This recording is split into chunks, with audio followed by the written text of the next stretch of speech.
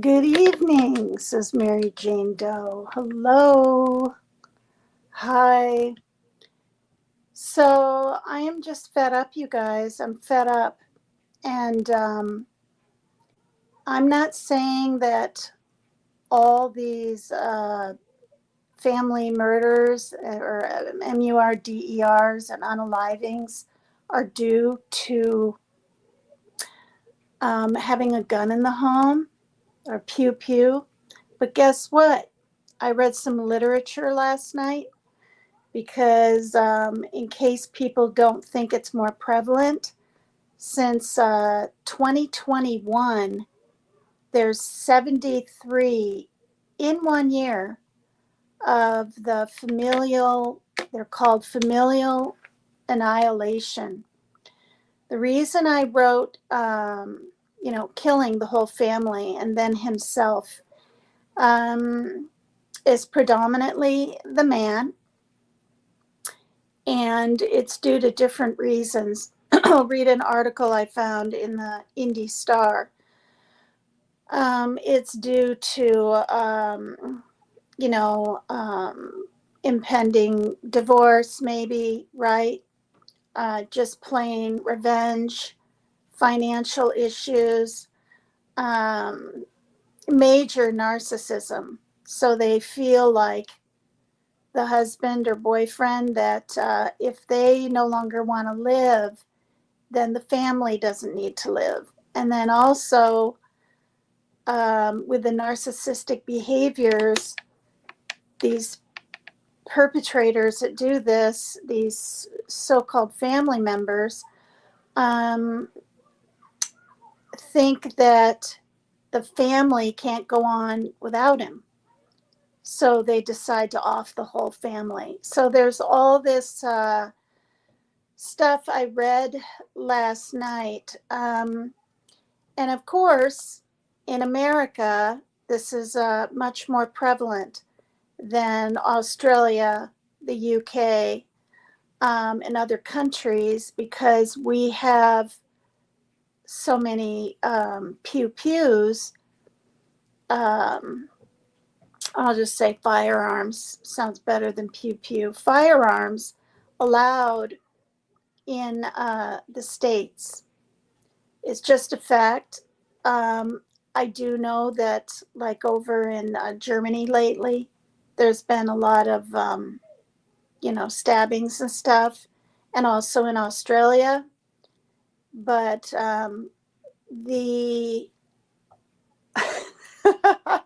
the little green pew pew water guns, yeah. I mean, and I think you feel the way I do. I wish so darn bad a bill would pass where at least the weapons of, destruction, the military weapons would be um, banned, literally banned. So, except maybe if you're a hunter or this kind of deal and you, I guess, need a weapon like that. But I don't agree with hunting either, and I never have. But so this is why, among the other reasons, but the main reason we have such a problem, especially since 2019. I thought it was 2021. It really started happening the worst in this article in 2019. Because everybody, almost everybody, I don't, but anyway, most people have a firearm in their house. So then, if the husband or wife, even though it's rare, it's usually the man,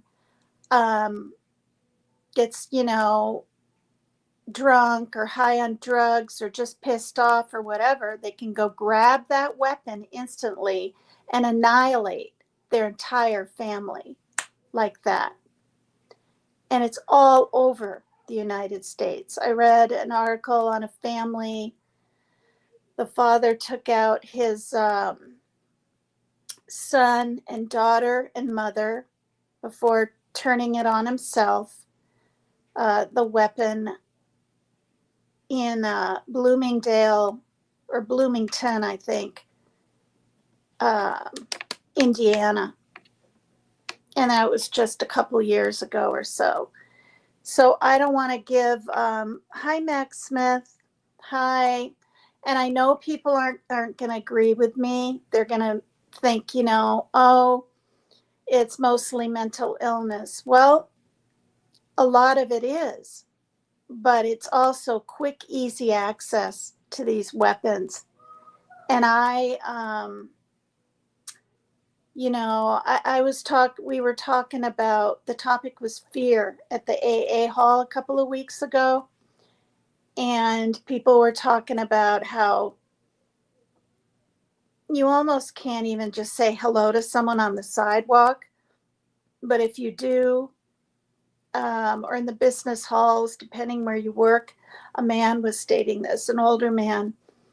You'd be surprised you'd at least get a smile or hello back. Well, it's really not very safe for a woman to just be walking down the sidewalk in broad daylight and look over at the opposite sex and just say, oh, hi, or hope you're having a nice day, or just plain hello, because the guy might think, gee, why is she noticing me? Or I think I'll ask her for a cigarette, or maybe I can ask her out, or whatever.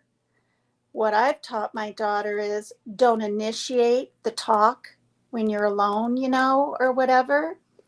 But if someone says hello to you, you can say hi back. But if you're uncomfortable or the person maybe looks uh, pretty disheveled or maybe homeless, it'd be wise to just keep your eyes down and keep walking. I mean, that's just how it is anymore. And Max Smith says firearm ownership varies 85% in Alaska, 15% in Delaware. More states are around 35 to 40%.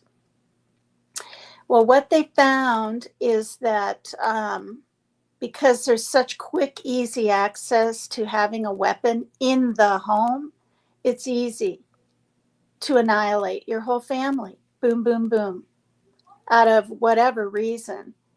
And it just really, really bothers me. So, anyway, in this meeting, when I got done saying kind of, I try not to have fear and anxiety and worries, but these days you're not even that safe if you're a man or a young boy or a teenager or anything, but women especially aren't that safe. We have to always sort of be prepared in some way. And, whether it's carrying a screaming whistle, you know, um, which I did buy, for my daughter. You just pull off the top of it. It's 130 decibels, and this one worked. The other two I had to return to Amazon. They were defective. One, the strobe light thing wasn't all in the face, and it was like almost chirping. So, but and because honestly, I don't know if I could really carry mace. I mean, I had bear mace that someone gave to me when I would ride my bike to the AA hall like 8 years ago, just down the street, because there'd be nights when I'd be coming home in the dark. I never had to use it, but would I, for a person or an animal, would I tremble, especially with my tremors, and spray myself by accident, even? Do you know what I mean? And then my friend, who was a stewardess in my 20s, um, she didn't get in big trouble, but she had regular mace on her in the airport. And now she'd probably get in really big trouble. But there's certain things, right, you can't even carry on you. Mary Jane Doe says, when I was a teenager, I took Taekwondo. That's what my son took. Yeah, at a really young age, like 6 to 8. He could have been a black belt in a couple of years, but he didn't want to do the testing. He needed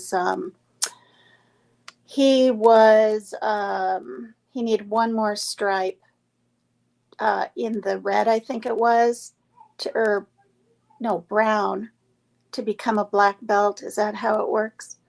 Lessons, and I never felt better in my life. Felt like I could kick anyone's butt. You're so funny.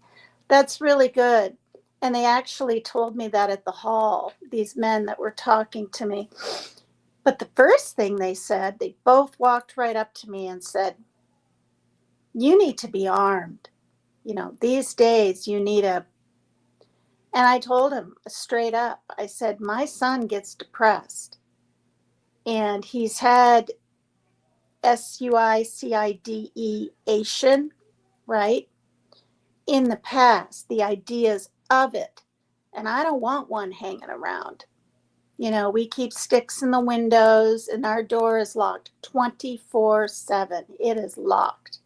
And I've taught my kids that at a young age. You'd be shocked at how many places you can go and they don't even know who you are for whatever reason. If you need to tell them their cat is loose or whatever it is, that I had to go to these apartments around here. Come in.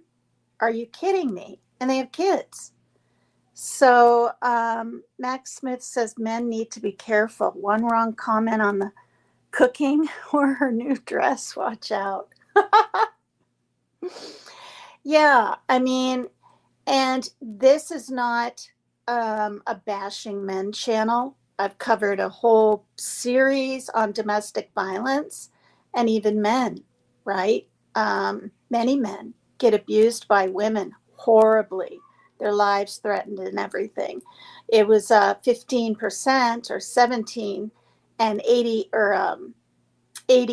to 85% women. So it was higher in women, but I talked about the control wheel and I talked about all of it, just everything, boundaries and marital RAPE and just all of it.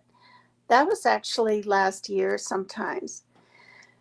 But yeah, so, the name for this is American Annihilation. And it makes sense because that's what it is. Now, the reason I'm talking about it too is that I'm in Washington State. Wenatchee is a good, I think, 9 hours from me, because where my son's father lives is 6 hours from me, and Wenatchee, I think, is 2 or 3 on, or maybe only an hour and a half away, actually. Somewhere over on where it gets very dry, very hot. In fact, tomorrow it's going to be 87 degrees in Wenatchee. So it's a little town. I've never been there, but that is where the pug dog I used to walk to the AA hall over 5 years ago. The owner, Monique, of this dog that has since passed, moved there because that's where her sons live and her children. So she's in that town. Now, I think they said the name of the elementary school where these 3 little girls were asphyxiated by their dad in Chelan is Lincoln Elementary, I think. I just heard it tonight. I could be wrong, but I think it's that. And how sad that, I'm so relieved my kids are grown at least, at this point. But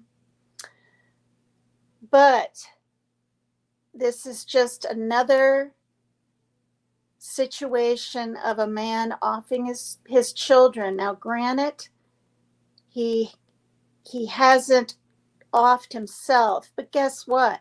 Everybody's out there looking and looking and looking for him. I have a feeling, let's just see if I'm right, in the near future here, or if they even find his body. Okay. I think he's either going to get tired of running, or he'll be so mentally distressed he will unalive himself. That's what I think. I don't necessarily think this guy is going to get captured and there's going to be justice, because many times these men, they go off the grid and then their body's found in the woods or something like that. But yeah, the fact that supposedly he's still in the military, it's the National Guard, and he's missed many appointments or something. So, but yeah, so different people are covering this, and I do believe that it's mostly because it's not just one child missing in a car, it's 3, right? I mean, there's constant family custodial issues with parents taking a child or whatever. But this is 3, right? And now they've been found deceased. And apparently, I assumed it was like this. Apparently, there were bags, trigger warning, over their heads. This is what the news said. Yeah, they're still searching for the father, if he's alive. Everyone's assuming he's alive. Hi, Wild Angel. Hi there. I missed your program earlier. I was at the store and I thought I was going to have to walk up there. That was the plan with my daughter. And my neighbor was home and we got a ride. So that was nice. You're just watching the case on News Nation. Yeah. So the thing is, families get destroyed by MURDER all the time. And in fact, I believe the article I read, it's the annihilation of the family, and then the perpetrator, whatever, husband, boyfriend. I think I read every 5 days, you guys. Like, that's a lot. So there was something like 71 in 2019, and then 80 something the next year. So I'm going to go to the article, which I found pretty interesting. And I'm going to take my camera off just for a second. And oh my gosh, hi Mab, how are you? Yeah, I just, like everyone else, couldn't get my mind off those 3 little girls that were found, viciously annihilated by their dad. And, but the thing is, this happens all the time. Like an article I read last night, since 2019, it's like every 5 days. So, yeah, the poor babies, exactly. So this situation that quite a few people are talking about right now, Ickmail, that Ickmail guy is covering it, and who else? There's other people out there covering it, but it's someone we know is divorcing her husband, and as he keeps saying, she's having affairs, but she says it is not true. She's very good looking, and so maybe he is just overly jealous. Yeah, and that's part of it too. In this article, is they assume the other one's going to leave them for whatever reason, or they are having affairs. But people are having a hard time wrapping their head around the fact, why do the children have to die too? Well, this article was pretty interesting. So yeah, I'm going to try to find it. Wild Angel says, nah, I canceled because I didn't have my paint yet. Last minute, had to get more for projects. I'll have part 1 tomorrow. Okay.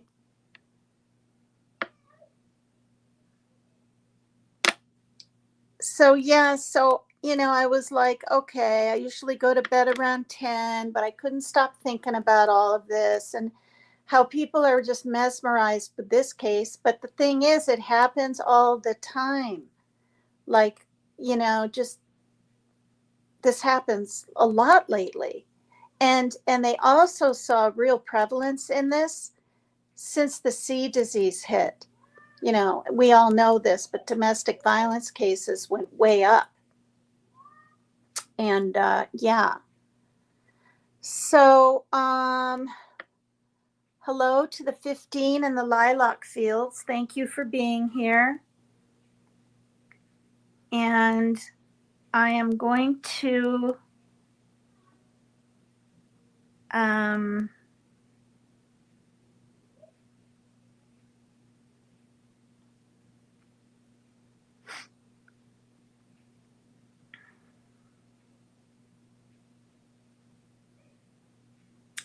Google this.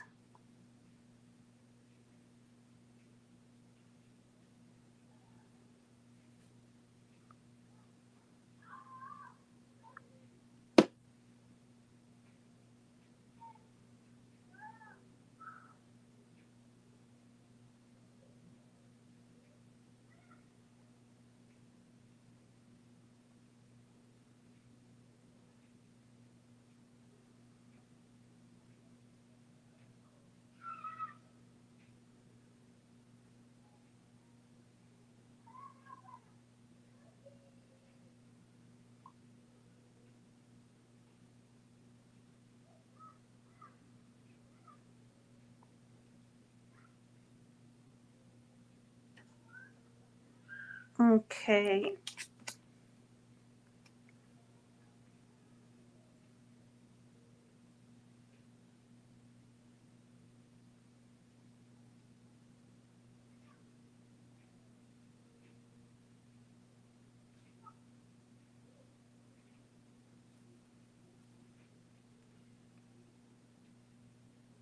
Okay, yep. So, American Annihilation. Every 5 days in the US, a relative MURDERSs. Hi, Daniel Berry Sports Highlights. Hi, Lolly and Pops.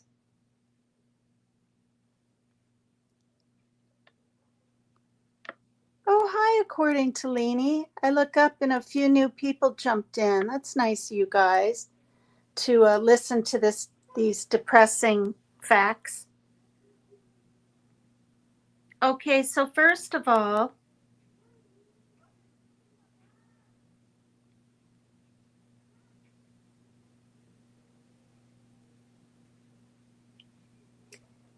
okay, here it is. What's behind the growing trend of a person, most often a man, killing their own family? Yeah. And this is what it says. Okay, so this article examined 227 family annihilation cases that occurred from January 1, 2020 to April 30th, 2023, and found several common threads in the tragedies that killed more than 750. Okay, that's in just 3 years. 3 scenarios repeatedly jumped out from the data. Men who killed their wives or girlfriends and children, young men who killed their parents and siblings, and couples who conspired to kill their children and themselves. In the majority of cases analyzed, neither the police, surviving family, nor media reports revealed a reason for the killings or other key stressors. As a result, contributing factors are likely undercounted. Still, the cases reveal a number of telling trends and patterns. Prior domestic violence. In at least 38 cases, prior domestic violence was documented by police records, court orders, or the victim's family. In Florida, a man, trigger warning, beat his ex-girlfriend and took their 7-month-old baby. 2 weeks later, the violence escalated. He unalived himself and unalived the woman, their child, and himself.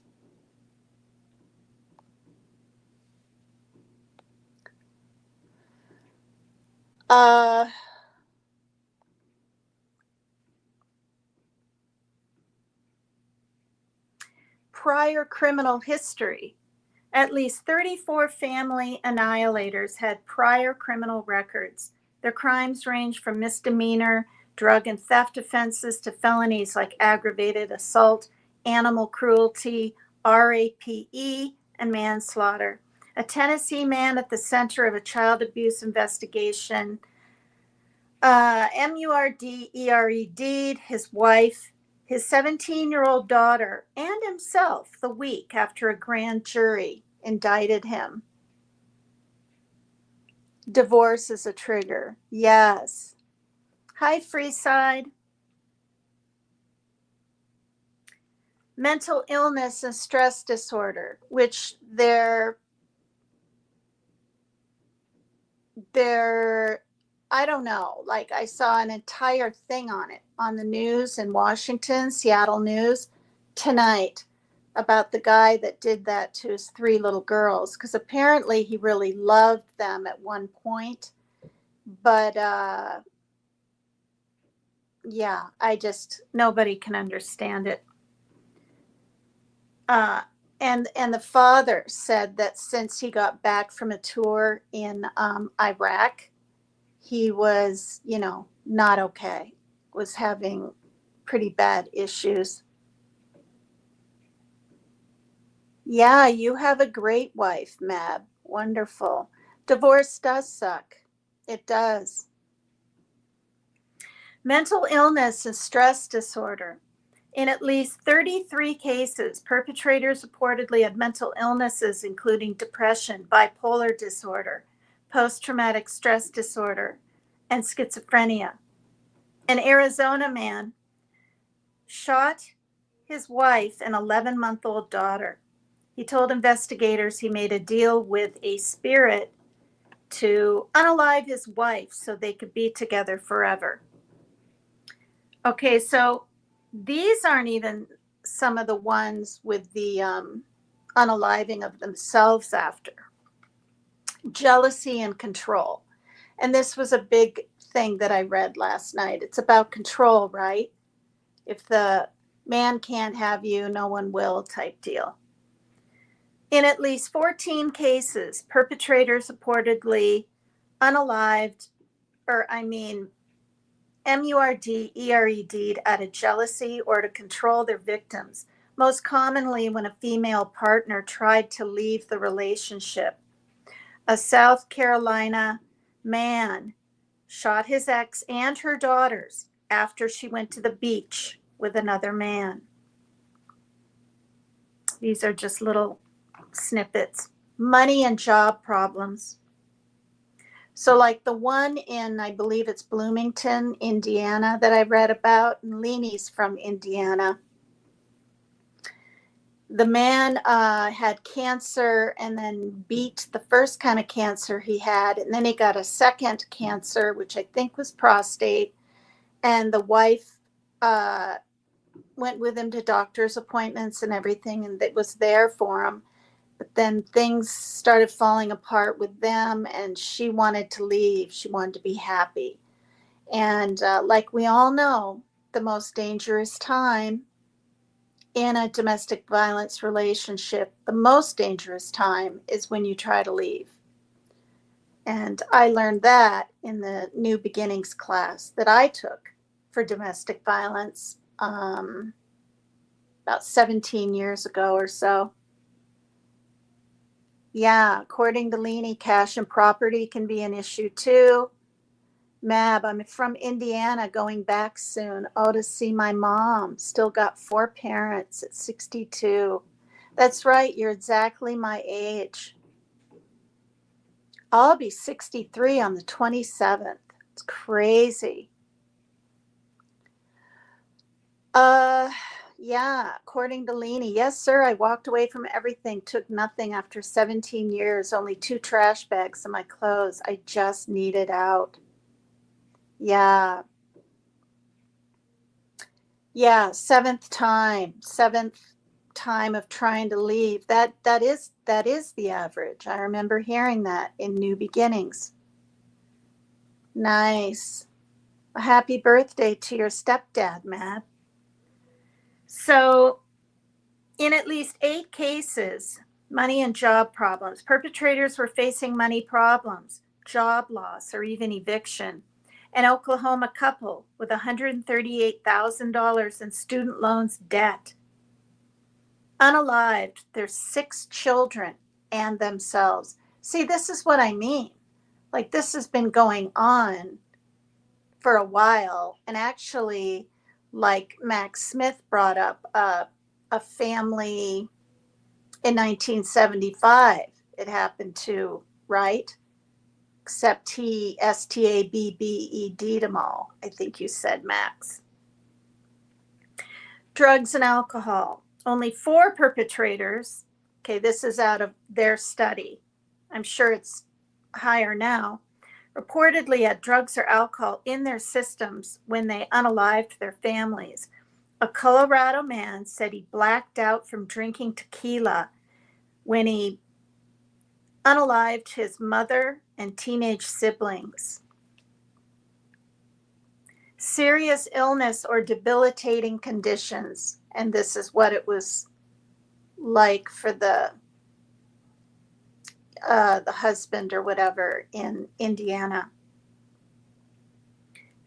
In at least 13 cases, perpetrators or victims had documented illnesses or disabilities. Some family annihilators had significant diagnoses, including cancer, Parkinson's disease, and traumatic brain injuries. Others were caretakers under pressure. Okay. We are in an impossible situation with no way out, a Florida man told a 911 dispatcher after he unalived his wife and stepdaughter, both of whom had terminal illnesses. I have to go. I'm fixing to SHOOT myself. Oh my gosh. Just, you know,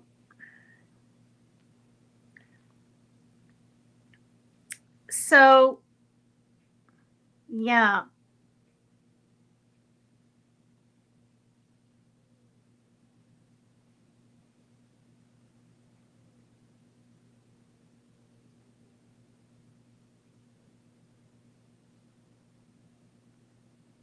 And there was another article.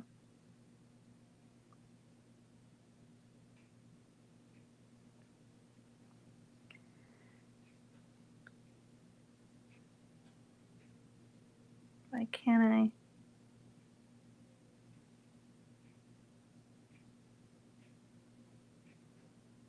Get to it.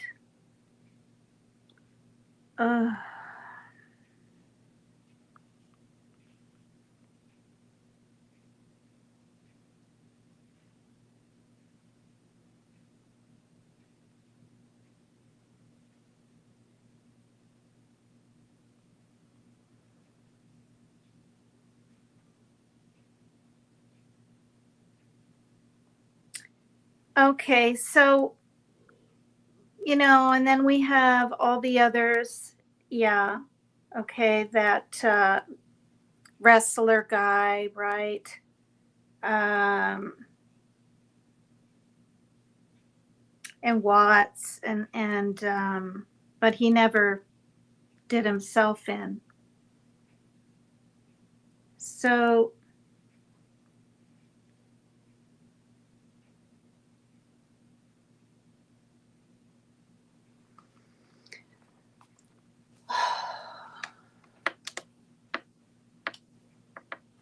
you got him a UTV? What is a UTV? You mean an ATV?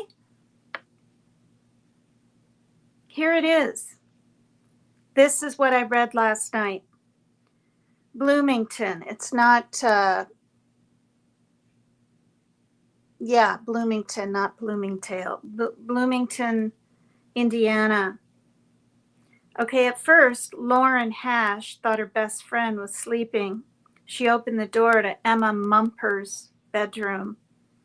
I wanted to see what they look like, the family, not passed away, of course, alive. So I Googled the Mumper family, and the boy or the young brother, can't remember now if he was 17. I think he was 19. He was a swimmer. He had friends. But yeah, this is what I'm talking about. Ready to tease her about being late for their Labor Day weekend plans, brunch and a movie. So the best friend went to the house. "Time to get up. We need to go," Lauren called to Emma, who was still tucked into bed. She touched her foot, shook her leg, called her name, no response. Then she looked up and found the answer to her friend's silence. Blood on the wall. Lauren went to the master bedroom to find help. When she opened the door, there was no sign of Emma's father, but her mother, Greta, was lying in a bloody bed. Lauren called 911. The operator asked if there was anyone else in the house. There was one other bedroom to check. Clutching the phone, Lauren hoped to find Emma's brother, Jake, still alive. She cracked open his door and called his name. No one answered.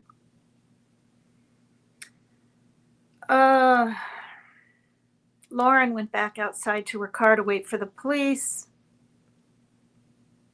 All three members of the Mumper family were found dead in their beds, and the police discovered Jeffrey Mumper, the 61-year-old husband and father of the victims, dead in the bathroom.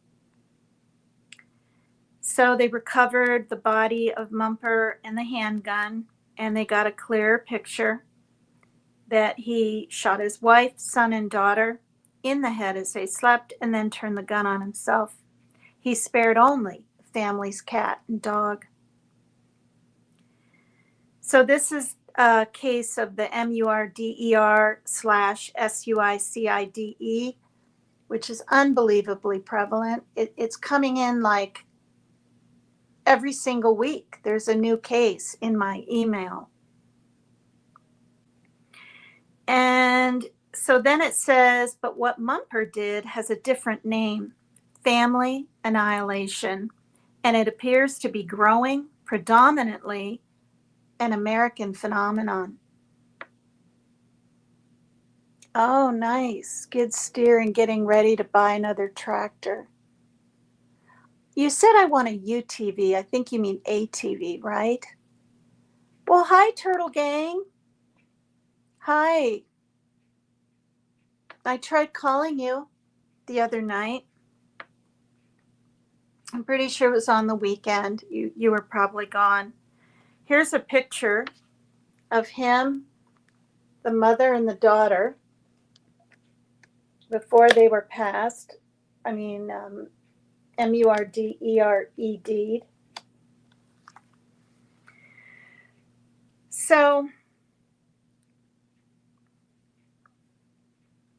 the characteristics and prevalence of this crime remain relatively unknown. Communities where these annihilations occur often see them as isolated tragedies, but they have just one piece of the puzzle. Few are seeing the bigger picture, the missed warning signs, controlling and angry men, and an impact that reaches far beyond one family. And this sentence, a new tragedy every 5 days in the U.S. since 2020. All right, that's why I'm covering this tonight. The Mumper killings are among at least 227 family annihilations across the U.S. since 2020, according to an Indianapolis Star analysis of media reports and data from Gun Violence Archive. And Mary Jane Doe, can you put the disclaimer in chat, please? And then I guess I don't have to say it if it's in chat. There's an average of one family annihilation every 5 days. Okay, this is up to just 2020. This isn't counting the past 5 years. The death toll up to then from the family annihilation kind was 754. Researchers have only recently focused on these cases as a specific category of crime. The first study on the characteristics of familicide was published in 1995, and there have only been a handful of studies in the decades since. No comprehensive public repository for family annihilation data exists. There's not even a universally accepted definition in terms of the number of deaths or the relationship between victims and killer. Okay, Indy Star's examination focused on cases in which a person kills at least two types of immediate family members: a spouse or partner, children, parents, or siblings. The analysis also included unalivings of involving ex-spouses, ex-partners, and step-family. Family annihilators killed themselves in 64% of the cases. That's pretty high. Thanks, Mary Jane Doe. I'm a very Cali dude, I guess, says Mab. Baja Bug. Max had I made a. I want to go kayak fishing in the ocean again. You have two kayaks. Wow. Wear a vest, even if you can swim. You've got to wear a vest in case that thing tips over. Because that happened to a man here that went kayaking a lot. He was like in his 30s and he didn't have a vest on because he could swim and he did it many times and he drowned. Ocean kayak fishing is sweet. Okay, so the instead of killing, I'm just going to say the unaliving of 5 people and an unborn child in Indianapolis on January 24th, 2021, the city's worst mass unaliving in more than a decade, started with the kind of family dispute that plays out in nearly every home with a teenager. Raymond Ronald Lee Childs III, then 17, now faces MURDER charges in the fatal shootings of his mother, father, 2 siblings, and a pregnant teen. Another brother was pew-pewed and left for dead, but survived. Court documents say the unaliving spun out of an argument over Childs, the young kid, whatever, staying out late. The surviving brother told police their father's last words to his, it says killer here, were, "I'm sorry, Raymond. I love you." Wow. Okay, here's another one. Indiana had 3 other family annihilation cases in 2021, including 2 in Fort Wayne. In June, a man fatally, I don't know what I'm allowed to say, what I'm not, so I'm just going to spell it. STABBED'd his girlfriend, her 5-year-old son, their 3-year-old son, and 2-year-old daughter in November.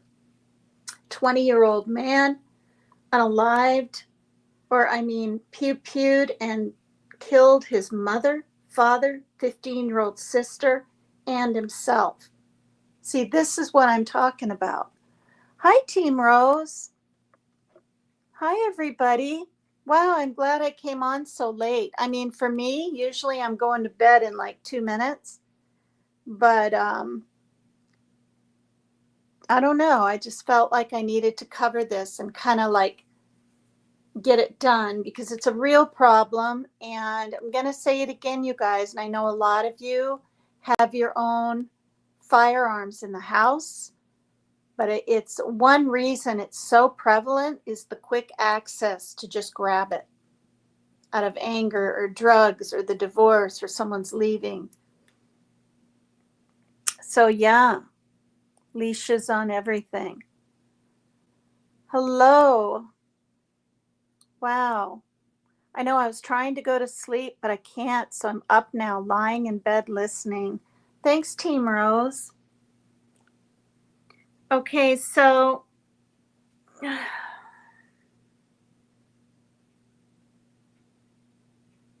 oh, this is sad. I read this last night. And in July 2021, a 27-year-old man in Lafayette, that's Indiana, right? Pew-pewed and unalived his girlfriend and their 3-year-old daughter. Before she died, the little girl told police, "My daddy killed me." These are among the most extreme cases of domestic violence, representing a fraction of the thousands of men, women, and children injured or killed each year by a loved one or relative. But these heinous crimes create questions and demand answers. We don't know much, said Dr. Jacqueline Campbell, a professor at Johns Hopkins University and one of the nation's leading experts on domestic violence and homicide. If we had a better handle on the risk factors, we could do some prevention work. Indy Star's examination of thousands of homicides, including the 227 cases of family annihilation since 2020, reveals men are almost always the perpetrators. It is also found that the primary risk factors include prior domestic violence, substance abuse, access to guns, says it right here. The killer was a male in 94% of the cases. A firearm was used in about 86% of cases.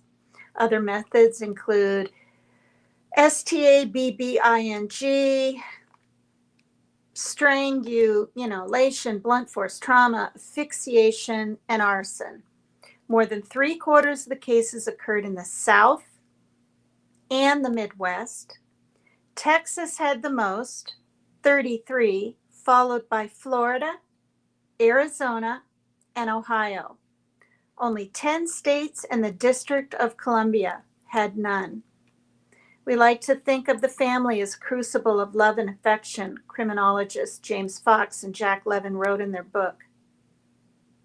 Their book called Extreme, KILLING, Understanding Serial and Mass, MURDER. Hence, MURDER by the hands of a family member can be too much for the mind to fathom.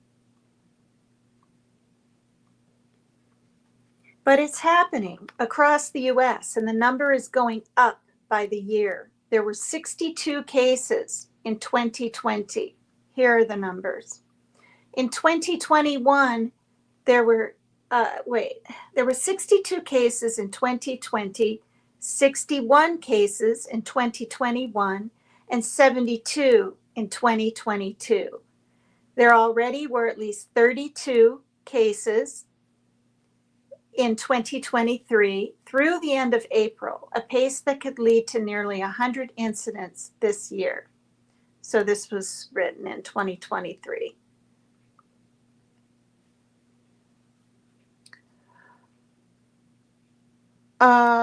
Where are we?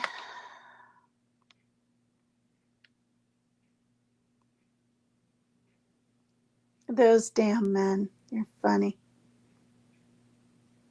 New roof, expensive stuff. You guys have been doing more lives. Oh my God, how sad and horrible. Yeah.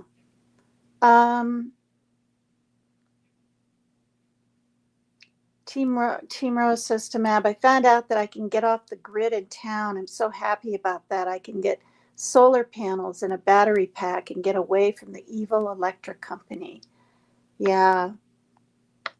Leanie. Not being a bitch, but more children and adults are killed from fent every day in our country. I think we should put money and power in that before we come for people's firearms. Well, you have a good point, but it's just a fact, they said, that the access right there to a weapon makes it more prevalent.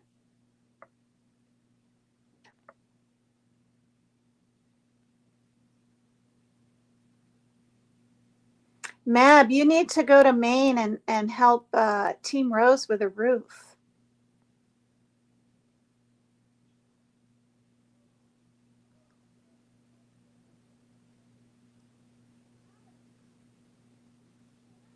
Yeah. Okay, so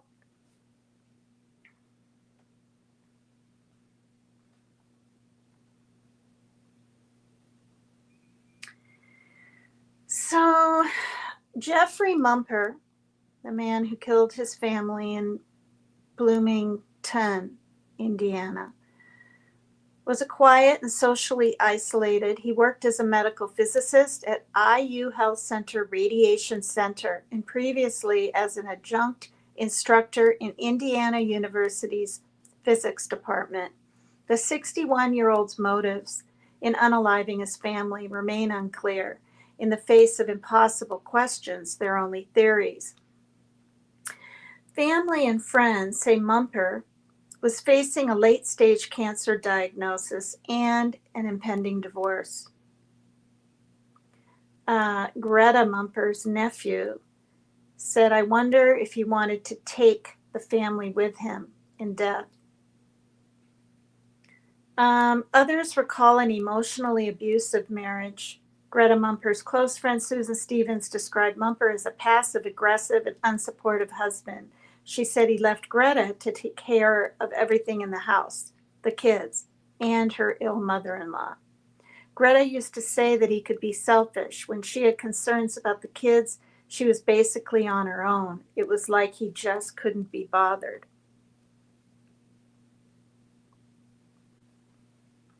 Here's a happier day. For them.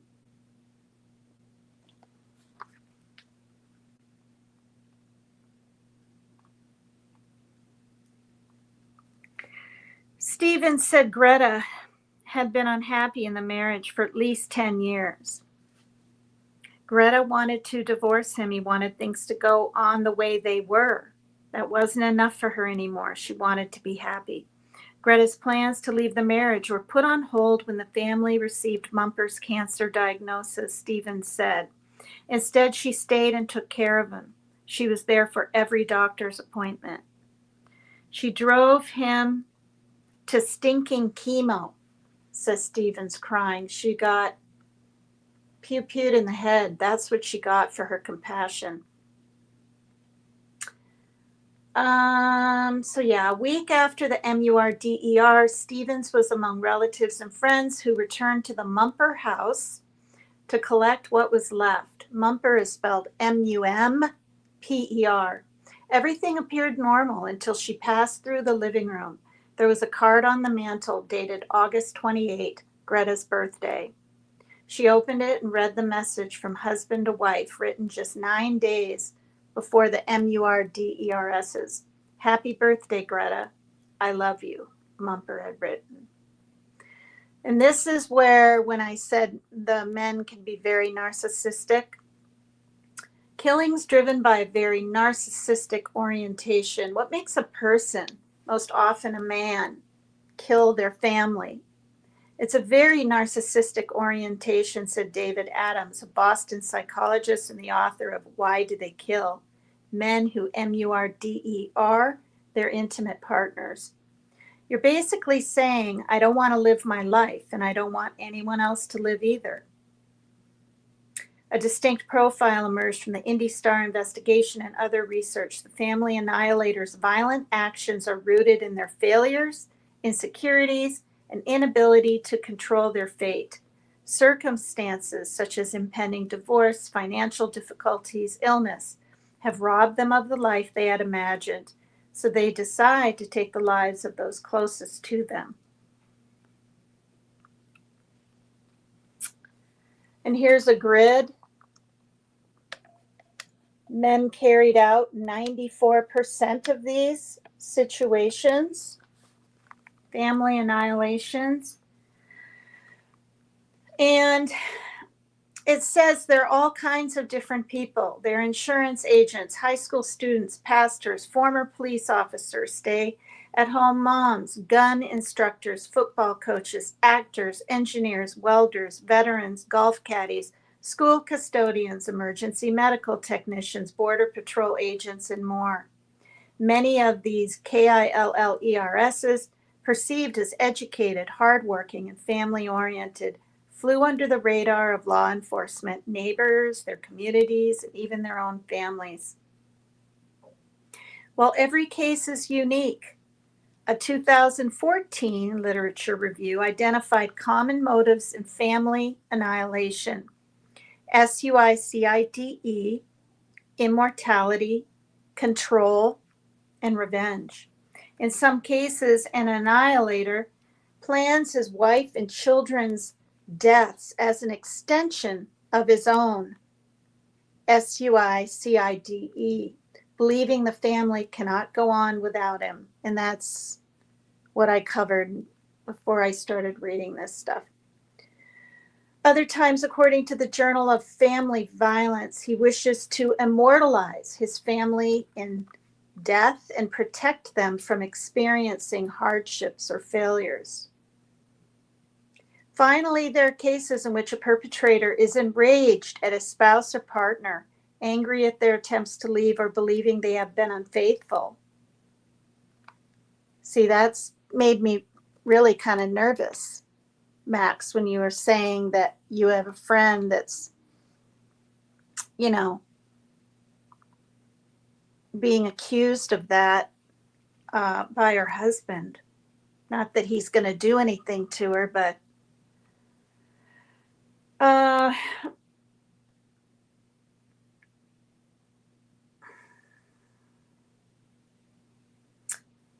okay. The killer then seeks revenge by destroying the family they created together, exercising one final act of control.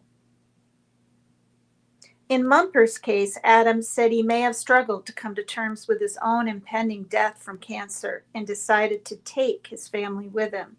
He may have also harbored aggrievement toward his wife for wanting to leave their marriage.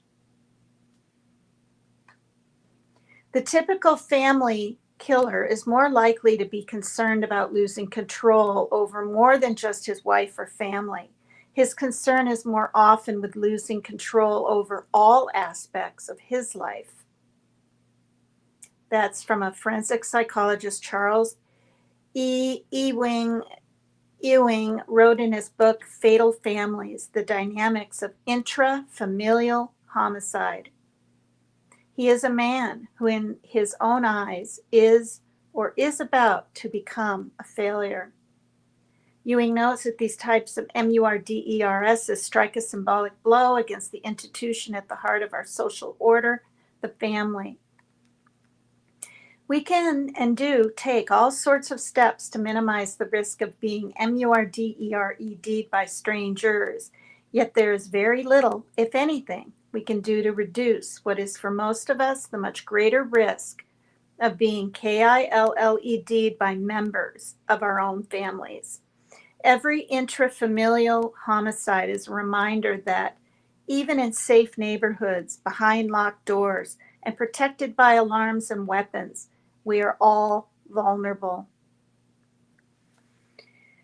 So,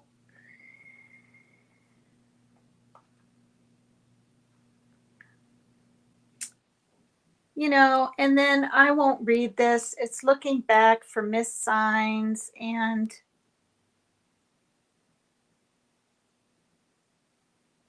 sometimes a judge will deny a woman's request for a protective order. That happened in 3 cases reviewed by Indy Star. I don't even really believe that much that they work, but I don't know. Okay, how much have I missed here? Where are we? How old? I gotta start coloring my hair and goatee, says Mab. I'm so glad Mab jumped in here because he's made it more light with on such a horrible topic. Team Rose, I've been watching a lot of 48 Hours crime stories where the man kills his wife or fam, usually for another woman. Yep. I used to watch those 48 Hours and I stopped. And then after about a month, I was peeking at it again. And I had to tell myself to stop again because it's just upsetting, like this is.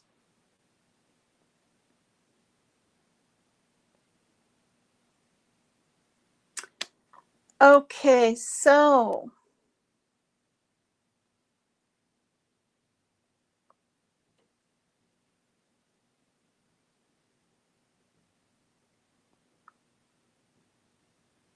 You look good too, Team Rose, as like a brunette or even a redhead. I think I've seen pictures of you. I think you should go over that blonde with a real pretty deep red. Get Ferraria. That stuff has really good color with uh, the glistening oil thing you add to it and the color boost and all that. That's just my opinion. Last night a guy asked you out at the supermarket. Well, good for you. But then again, well, I was happy to share a few hugs in the parking lot. Oh, Mab says a guy asked me out at the store too in Cali. Oh, you've known him for years, peripherally. He's always had a crush on me. You said he's been divorced 10 years. Well, if you kind of know him, maybe you should go on a date. It starts with friendship, right? Oh, Ricardo Perella. I haven't seen you in ages. Now, he says, why you trashing man? My father was a good, honest man, not perfect. Nobody said the Lord, but you are creating alarmist why men are not. No, Ricardo, honestly, I don't know if you're still here. I did a whole thing on domestic violence and men are abused too. I'm covering because this father unalived his 3 daughters in Washington State, where I'm from. They couldn't find him at first. They found him due to asphyxiation, whatever. They were really young, 5, 8, 9. But there's a lot lately been coming in my emails, especially like every week, a different family that the father will unalive the whole family and then himself. And yeah, so I'm not, man, I have more heart than woman, period. Yeah, so I stated this in the beginning of my live, Ricardo. I remember you. It's good to see you. Um, I'm not bashing men. I'm just showing a few statistics. Um, yours always started with lust, says Turtle Gang. You're so funny. That account is only 6 days old. Well, yeah. I don't know, Mary Jane. I mean, I've seen him in here before, that name anyway. I don't know if that's rapper doing a Ricardo now. Yeah, lemon juice can lighten hair naturally. I just think you should like change it up, change it up. A different color. You're going to be 63 in what? July or something? Finally, mine's growing out. I mean, it doesn't look like it, but it's not up to here anymore, thank God. So,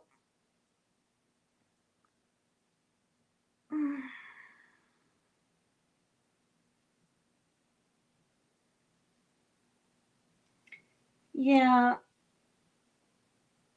okay. So, I'm going to read this one part about firearms so that Leanie has an idea why I said what I said.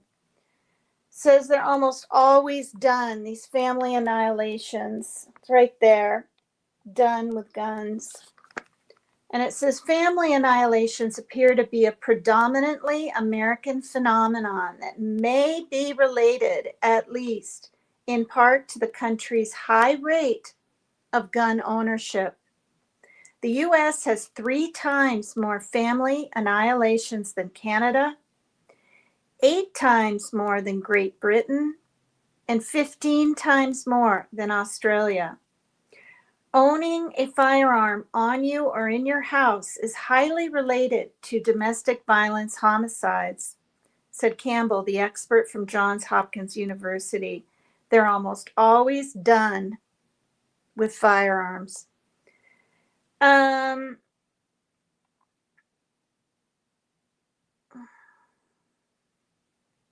Yeah, that's so sad. Several perpetrators illegally possessed the firearms they used to kill their family. Some were barred through their victim's protective order on the terms of their bond. A Texas man shot 6 family members. This is really sad, including his son, who was trying to take him to a mental health facility at the time of the killings. As a convicted felon, he was barred from owning or possessing guns. And now I'm going to show this so people don't think I'm just up here. All right. 88% are done with a firearm.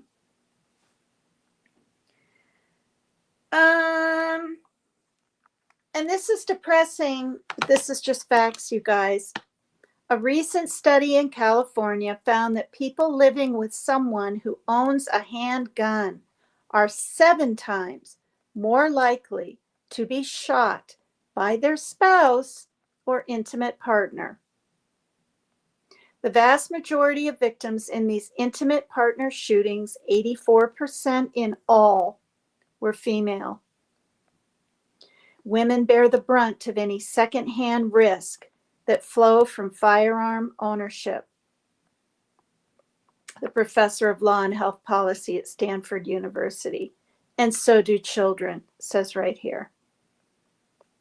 An investigation by the Trace and USA Today found American children are 3 times more likely to be shot at home than at school. And the majority of perpetrators are their parents or guardians. When a person kills both their intimate partner and children, it becomes a family annihilation.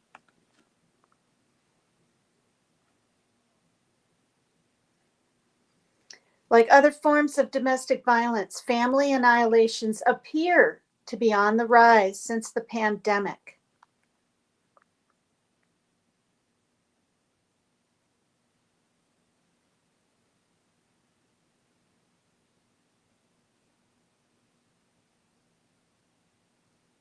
And listen to this. This is in Texas. Advocates say public awareness of this type of family violence is needed now more than ever, especially after a federal appeals court in Texas ruled people with protective orders against them can legally have guns.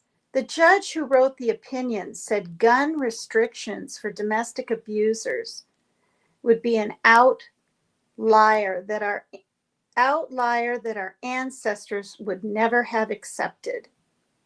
The Supreme Court agreed to review the case. So this judge in Texas is saying, well, yeah, such and such has a restraining order against you, but you can own a firearm. I mean,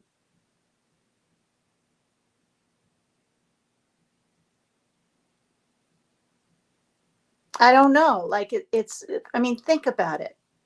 If you say, well, if there's no priors, he should be able to have that gun. But if he's so dangerous with threats or even physical harm or verbal abuse, right, then why should he be allowed to have one if the courts deemed him unsafe to that person? So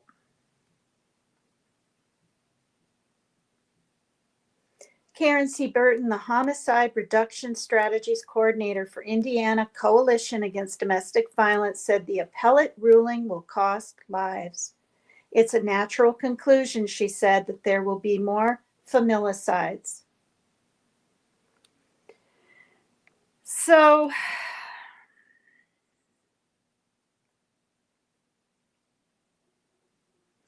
and then I'm not going to read the whole thing. I'm just going to end my live, you guys, because it's really kind of depressing. But the survivors that are left injured, traumatized, or orphaned, okay, it's not even just if you're MURDERED. there's all of that, you know.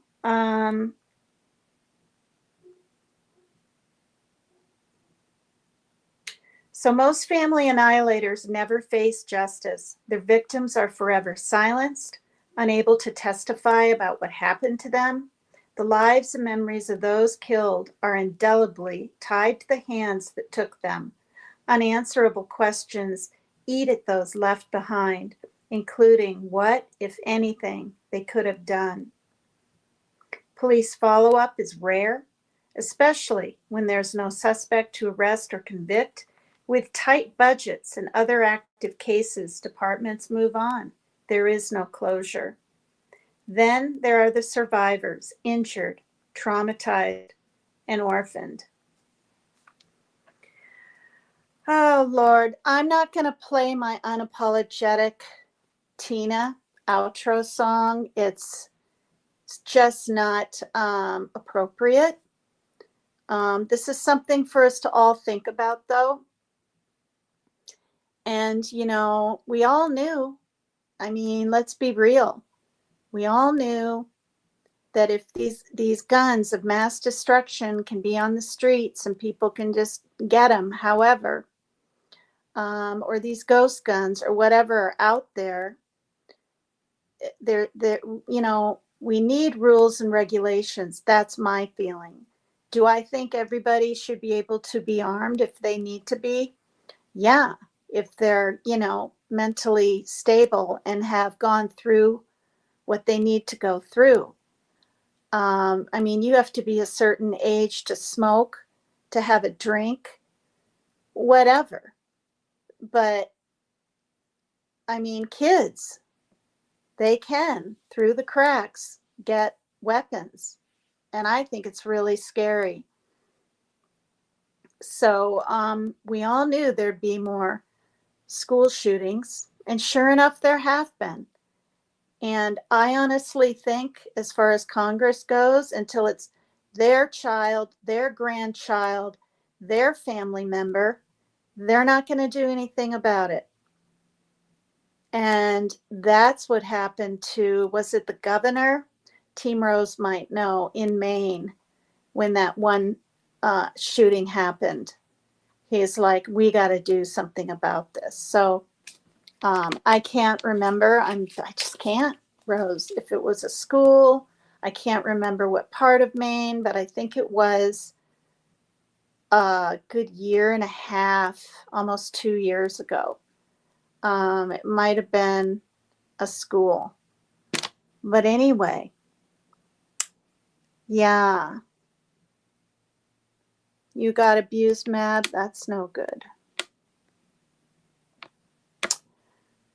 You'd love a handyman husband, says Rose.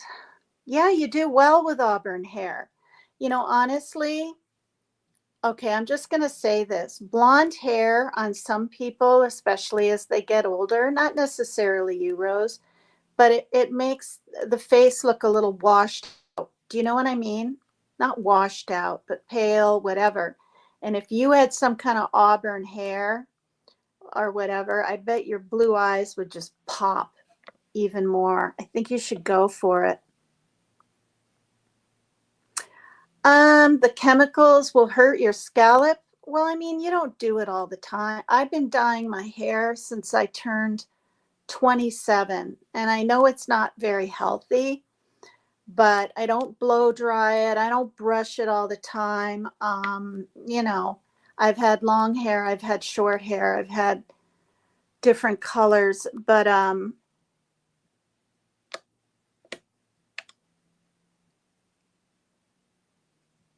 so thank you everyone for being here. And it's really good to see some people I haven't seen in a while.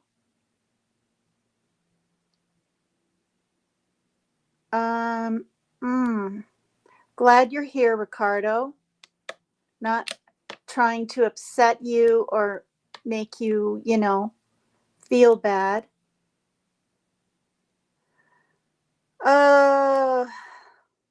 Ruh-roh, I better sell all of mine then. Oh, you have a lot of wigs, Rose? I've never had a wig.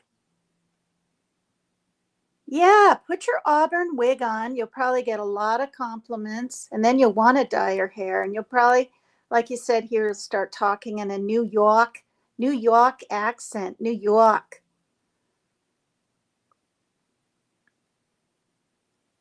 Max Smith. I think the light pink purple streak is cooler, the half pink. I bought that it's called uh cherry chocolate.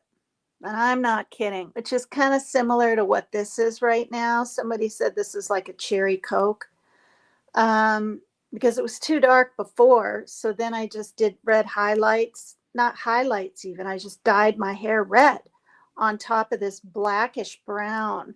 And I liked the way it came out. Um,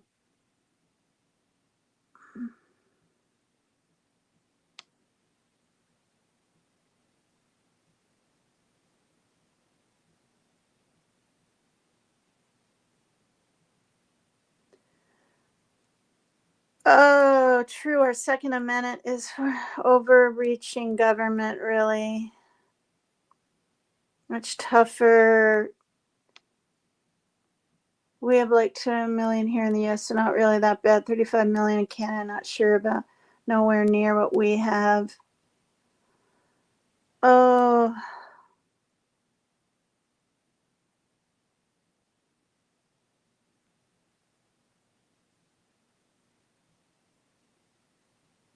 wow. You guys are really funny. I know the live is just heating up, but I try to stay on um a sleep schedule. I mean, I try. Now I don't have to be anywhere. I did a big shopping thing today. My daughter lifted the big heavy litters. If things are too heavy, I'm not supposed to do it. So I try not to, but I did carry him up 2 flights of steps instead of 4, you know.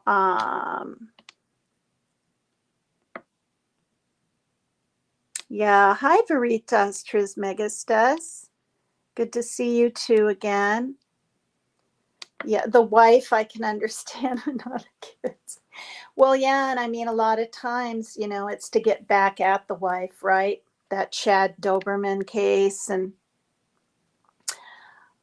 so yeah, so I'm not going to play my outro song. It's inappropriate. Thank you everyone for being here. To PCT is extreme, and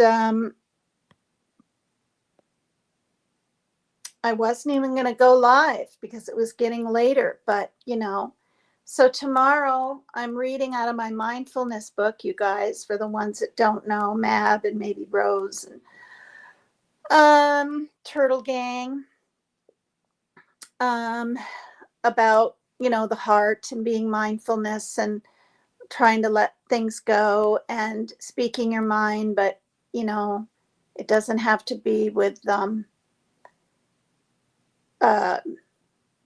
we can be assertive. We don't have to be reactive type deal. I don't know. I just read a lot of different chapters, but the one tomorrow will be turning anger into a non-contentious heart. And I have the parts I want to read in my book, The Wise Heart by Jack Kornfield, all outlined. And the music I've been playing is called The Relaxed Movement, with some birds and some of these pieces. And it's just very relaxed. And I think we need more of that these days. So I've been live about an hour and a half again, and that's usually about how long I am live. And thanks to the 22 in the bushes. It's warm in here because I didn't have the fan on. But I'm gonna go. Love you all. And Turtle Gang, I'll try to call you again one of these days soon.